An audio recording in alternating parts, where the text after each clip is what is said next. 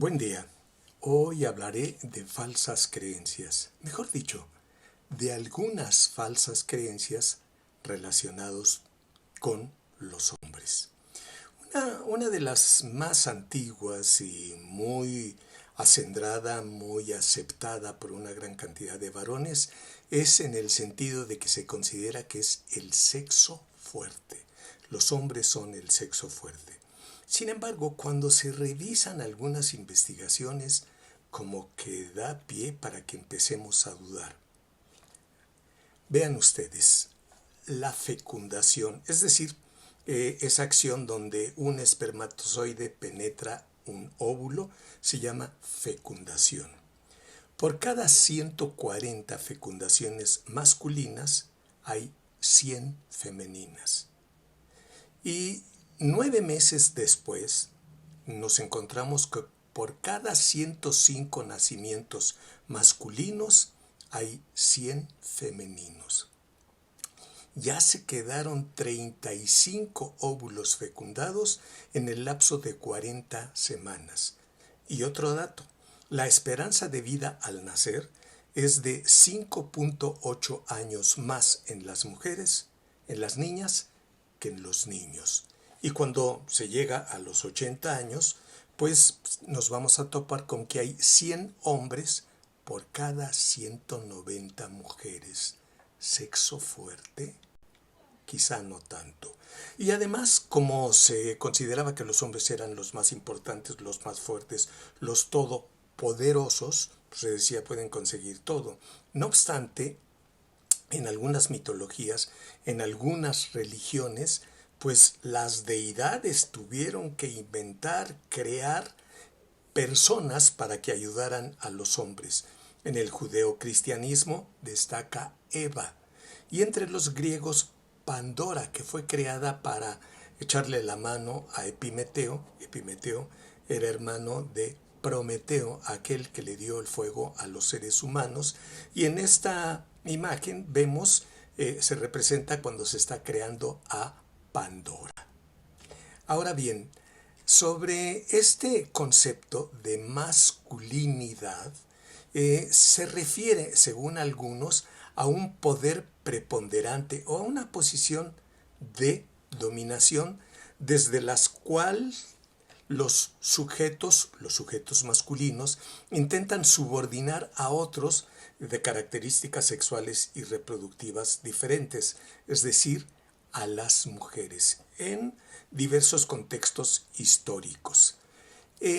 También nos vamos a encontrar, eso lo dijo Javier Alatorre, según Gilmore, la masculinidad es la forma aprobada de ser un hombre adulto en una determinada sociedad, es decir, que puede cambiar en el tiempo y en la geografía. Y según Kate Thompson, dijo en el siglo pasado, a finales del siglo pasado, la masculinidad no existe, solo hay masculinidades, es decir, muchos modos de ser hombre, y eso es una realidad. Varían, como dijimos, tanto en el tiempo como en el lugar geográfico donde aparezcan estos individuos, y el poder es algo que se les va a decir que deben de tener siempre, bajo cualquier circunstancia y de cualquier modo. Otro concepto interesante y que abunda su mención en sociedades como la nuestra es la de machismo. Joseph Vicent Márquez, un extraordinario investigador español, decía que es el sistema de valores ideológicos que sustentan la supuesta e insegura superioridad del hombre sobre la mujer.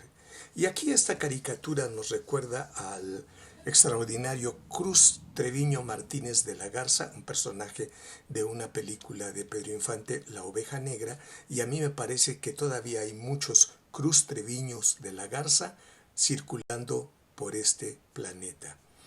Pero estos hombres, al sentirse tan fuertes, tan poderosos, consideraban que les costaba mucho trabajo darse cuenta si tenían alguna problemática de salud, ya sea física, psicológica, mucho menos.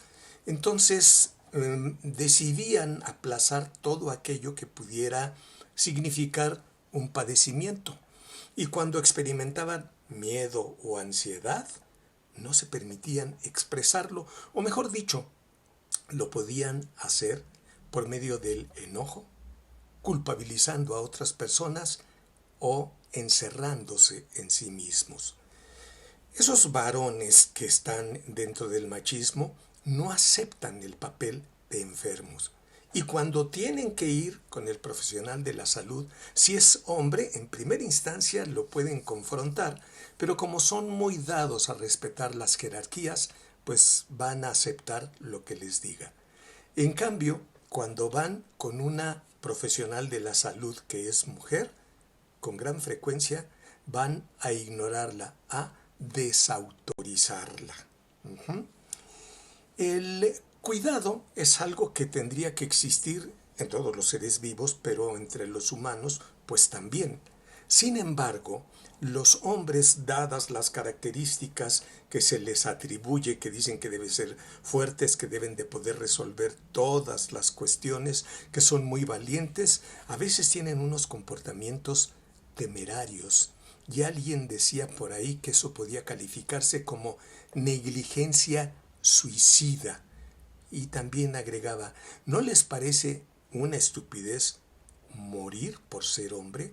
Una gran cantidad de varones trata de demostrar que es hombre.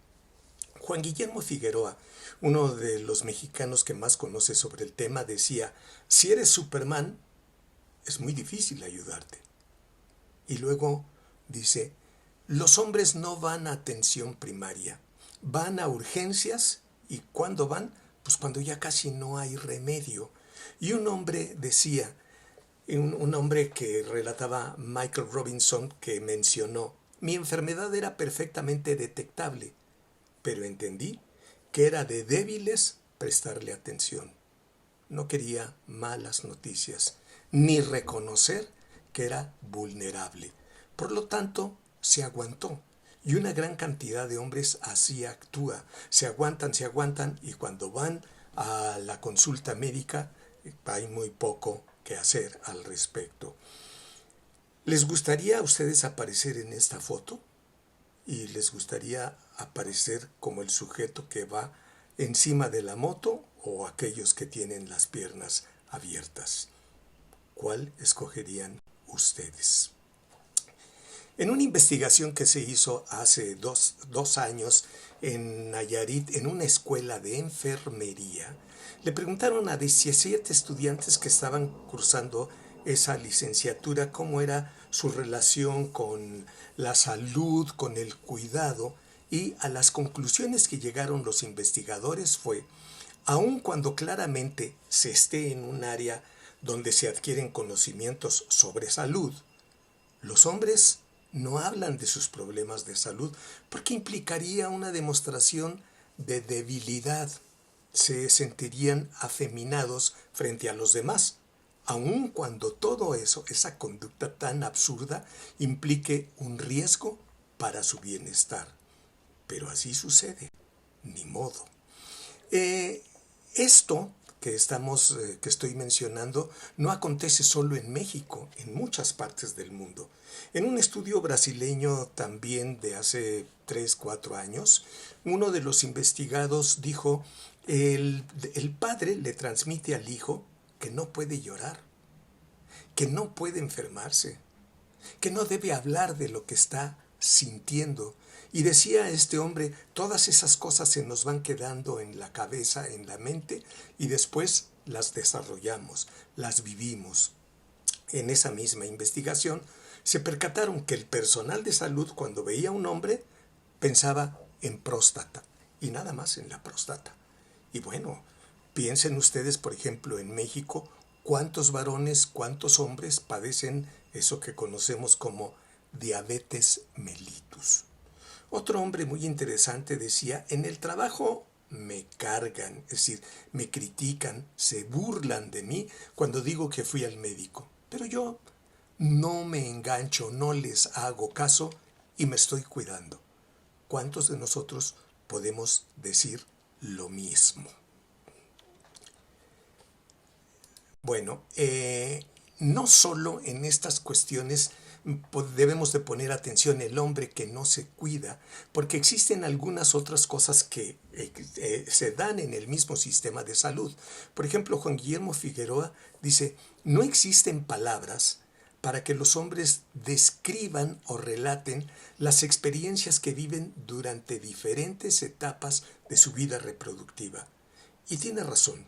Cuando revisamos estudios, cuando revisamos investigaciones sobre reproducción, podemos ver que hay gráficas que nos dicen mujeres de 15 a 29 años tienen tantos hijos, hombres tantos hijos, mujeres. O mujeres de los 30 a los 45 años fueron madres de tantos hijos.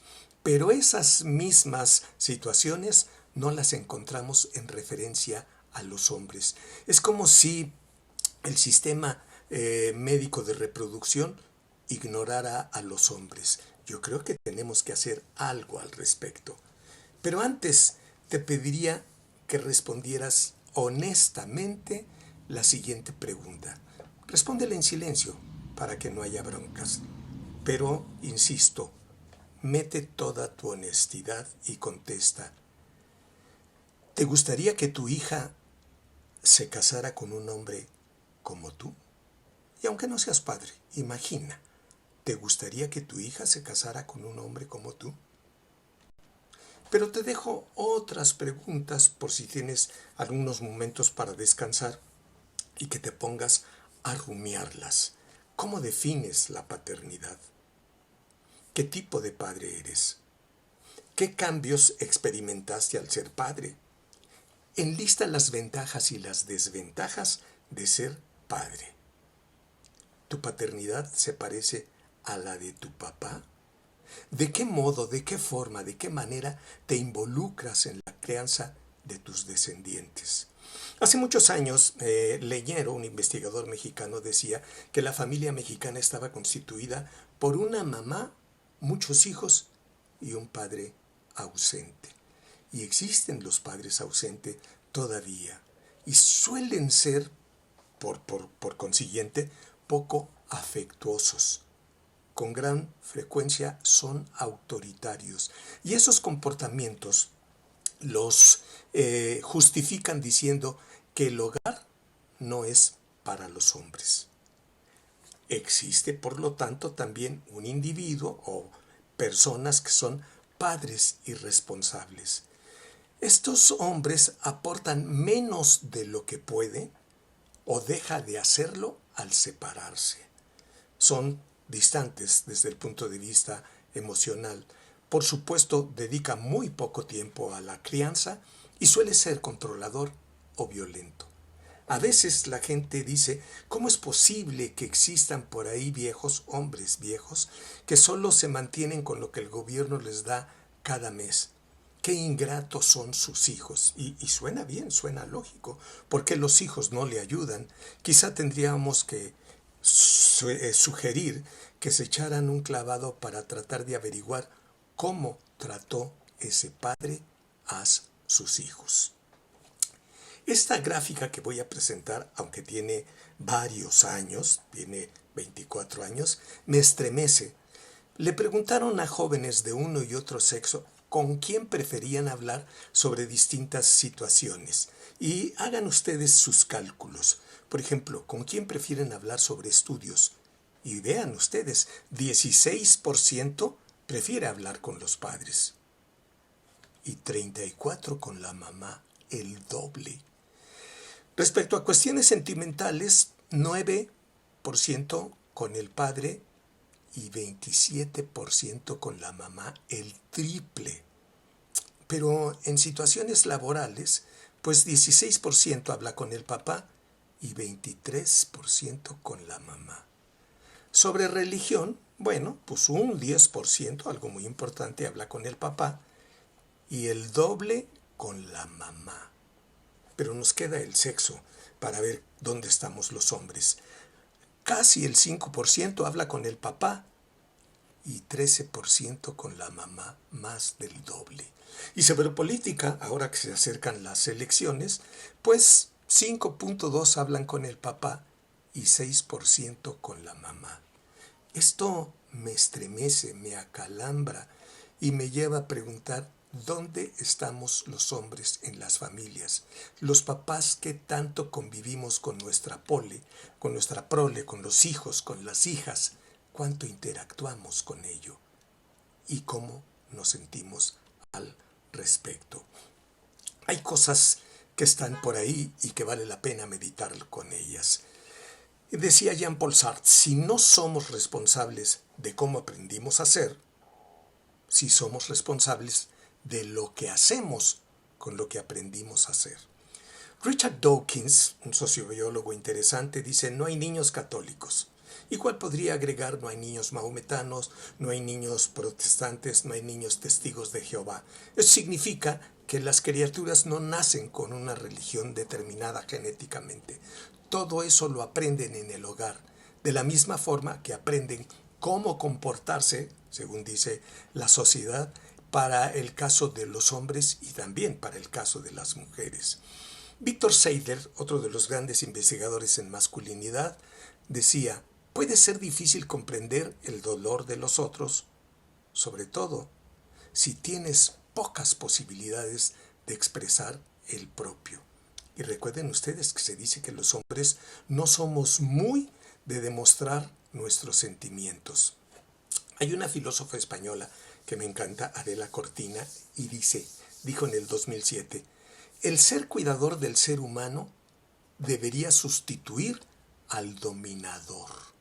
Y luego remata, el cuidado es una actitud que necesariamente debe ser compartida como una cosa de mujeres y de varones, dado que el cuidado es un modo humano de estar en el mundo que exige una responsabilidad por los otros, por las otras. Estoy totalmente de acuerdo con Adela. Juan Guillermo Figueroa nos advierte de una cosa que vale la pena tomar en cuenta. Los cambios, cuando son dramáticos, cuando son muy rápidos, no suelen ser tan efectivos. Y en relación con eso, Figueroa dice, la paternidad es una relación que se construye entre los padres y sus descendientes, pero se involucran como personas. Y también nos dicen García y Oliveira que algunas investigaciones señalan un incremento en la participación de los varones de las generaciones más jóvenes en los cuidados de la crianza de sus hijos. Y eso pues nos da esperanzas. Una asociación extraordinaria que tenemos aquí en México, Gendes, me acaba de compartir este libro, una investigación que realizaron ellos, y se encontraron con que muchos padres desean expresar una paternidad más cercana y afectuosa, pero no cuentan con suficientes referentes. Y en Gendes proponen generar programas para fomentar en los padres la crianza positiva. También modificar el marco legislativo a fin de fortalecer las medidas de corresponsabilidad por parte de los hombres independientemente de su condición laboral. Pero también en la misma investigación encontraron que los padres no siempre tienen suficiente tiempo disponible para asistir a reuniones presenciales o convivir adecuadamente con hijos e hijas. Sugieren promover acuerdos y medidas para que los centros de trabajo permitan la asistencia de trabajadores y trabajadoras a las juntas y actividades escolares, esas cuestiones que les llaman escuela para padres, que en realidad son escuelas para madres. Y también sugieren que en el caso de las personas que tienen empleos informales, y creo que más de 40% de gente en el país está en esa situación, podrían usar la tecnología para reuniones a distancia y considerar, por supuesto, diversos horarios. Hay individuos, estoy hablando de personas heterosexuales, que se casan, que se juntan y entonces se distancian un poquitico de los amigos de la juventud. Y eso les permite aumentar las expectativas de vida. Recuerden ustedes que hay investigaciones que señalan que los hombres casados viven mejor y más tiempo que los solteros. También les permite compartir responsabilidades económicas en pareja. Y suelen ser hombres que viven con una mujer porque la quieren, porque les gusta, porque la respetan y no porque tengan un puesto de intendencia libre. Distanciarse de esas amistades de la juventud permite convivir con la prole, cuidarla, empatizar con ellas y además expresar sentimientos, diversos sentimientos, sin temor al ridículo. Todo eso potencia la cooperación y se educa con el ejemplo, no lo olvidemos, y permite vivir en un mundo más seguro. Además, que se acepta que es corresponsabilidad de la pareja la búsqueda del placer sexual. Y hay cuestiones que son interesantes, aunque usted no lo crea. El enemigo de la mujer no es el hombre concreto, tampoco el capitalismo ni el socialismo, sino la ideología patriarcal que prevalece en muchos países en la actualidad. Anthony Clare fue un irlandés muy interesante que dijo: quiero que los hombres seamos más capaces de expresar la vulnerabilidad, la ternura y el cariño que sentimos, que valoremos más el amor, la familia y las relaciones personales, que sigamos poniendo fe en unos valores sociales y comunales más amplios, en tanto y cuanto nos faciliten y permitan a todos nosotros vivir una vida más generosa y satisfactoria. Decía: lo que hace falta es que el hombre antiguo resurja. Un hombre así emplea su fuerza física, intelectual y moral no para controlar a los demás, sino para liberarse a sí mismo. No para dominar, sino para proteger. No para venerar el éxito, sino para conseguirlo en la lucha por encontrar sentido y satisfacción. Anthony Clare. Podemos tratar de ser ese tipo de hombres. Y Joseph Vincent Marqués, de quien ya les hablé, decía: el hombre es el único ser que puede burlarse cuestionando su cultura, sus hábitos, sus formas sociales, sus sistemas políticos, sus costumbres, pero sobre todo, y lo más importante, es el único que puede reírse de sí mismo, y no es poco lo que eso aporta a su salud psíquica. Totalmente de acuerdo con Joseph Vincent Marqués. Dejemos atrás la solemnidad que le achacan a los hombres y tratemos de ser más empáticos y además aprender a reírnos de nosotros mismos. Yo sé bien que cambiar no es fácil, pero tampoco imposible. ¿Tienes valor para decirle adiós al machismo y atreverte a vivir de manera más hermosa y empática? Pues hazlo. Y no lo olvides. Ojalá pronto volvamos a sonreír. Y también, por supuesto, volvamos a coincidir.